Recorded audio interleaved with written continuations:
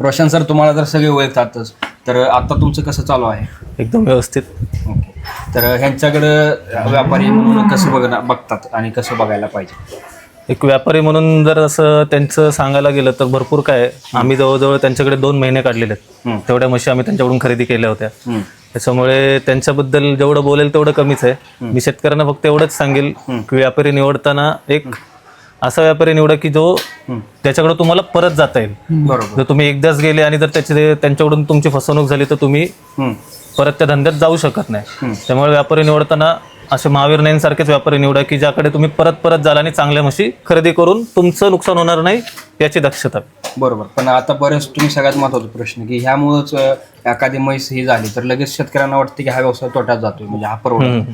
त्यासाठी सुरुवातीला सिलेक्शन महत्त्वाचं पाहिजे. बरोबर. तर त्याविषयी काय सांगाल, म्हणजे कसं सिलेक्शन करताना पहिलं तर आपल्याला त्या मशीनबद्दल नॉलेज पाहिजे.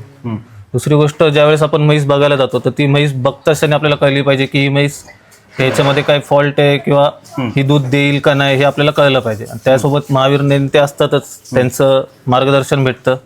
त्याच्यामुळे माझ्या अनुभवाने तर अजूनपैकी त्यांच्या चॉईसमधली म्हैस तरी फेल नाही गेली पाहिजे आणि जात नाही. ओके.